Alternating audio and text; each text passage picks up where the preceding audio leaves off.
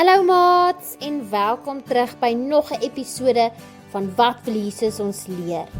Vandag kyk ons na hoe spesiaal jy is en dat God jou gekies het. God ken jou naam. Ons kernvers vandag is Jeremia 1 vers 5.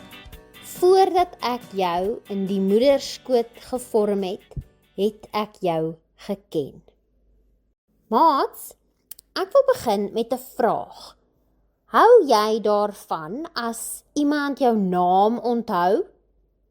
Dink net, as 'n onderwyser of 'n vriend jou naam roep, voel dit lekker, nê? Dit laat jou voel jy word raak gesien. Jy is belangrik.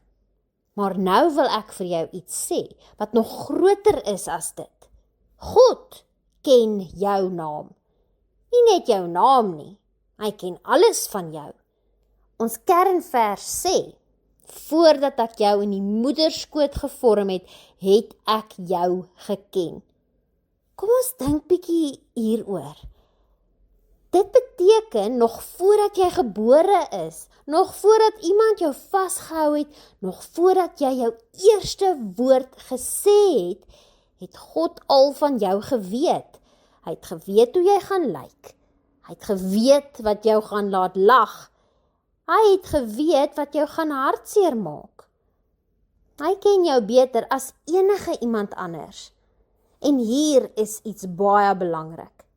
Jy is nie 'n fout nie. Jy is nie per ongeluk hier nie.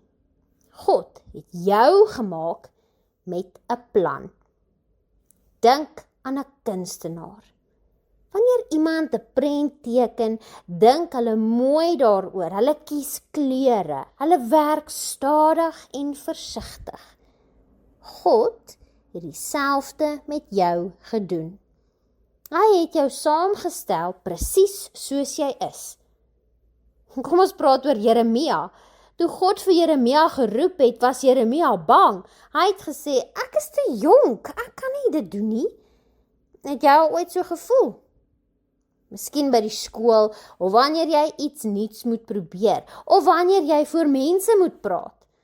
Daardie stemmetjie wat sê, ek kan nie, ek is nie goed genoeg nie. Maar luister wat God vir Jeremia gesê het, moenie bang wees nie, ek is by jou. God het nie gesê, wag tot jy perfek is, of hy het nie gesê, wag tot jy ouer is nie. Hy het gesê, ek is by jou. En dit geld ook vir my en jou. Jy hoef nie alles te weet nie. Jy hoef nie die beste te wees nie. Jy hoef nie perfek te wees nie. God is by jou terwyl jy leer en foute maak, terwyl jy groei en terwyl jy probeer. Kom ons dink aan nog 'n voorbeeld. As jy leer fietsry, val jy dalk 'n paar keer. Jy is bietjie wankelrig en jy voel onseker. Maar beteken dit jy is sleg? Nee, dit beteken jy is besig om te leer. En iemand help jou. Mamma of pappa, 'n vriend. Hulle los jou nie net alleen nie. Dis hoe God met jou werk. Hy loop saam met jou.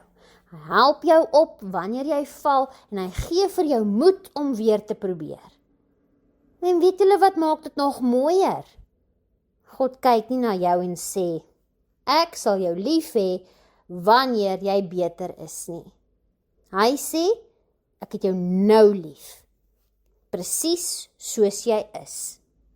Met jou sterkpunte, jou swakpunte, jou goeie dae en jou moeilike dae. God ken jou en hy kies jou. Maats, wat kan ons hieruit leer?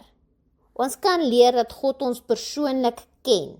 Jy is nie onsigbaar nie, jy is raak gesien deur God. Hy weet alles van jou, jou naam, jou gedagtes en jou hart. Tweedens leer ons dat jy spesiaal is en jy is met 'n doel gemaak. Jy is nie 'n fout nie. Jou lewe het waarde en betekenis. En laastens, leer ons dat ons nie perfek hoef te wees vir God om by ons te wees nie. God help ons terwyl ons leer en groei. Moenie bang wees om te probeer nie. God stap saam met jou. Kom ons bid saam. Here, dankie dat U my ken en my gemaak het. Dankie dat ek nie per ongeluk hier is nie, maar met 'n doel. Help my om te onthou dat ek spesiaal is vir U, selfs wanneer ek onseker voel. Amen. Daar sy maats, die volgende keer wanneer jy onseker voel, wanneer jy dink jy is nie goed genoeg nie, onthou hierdie. God ken my. God het my gemaak. God is by my.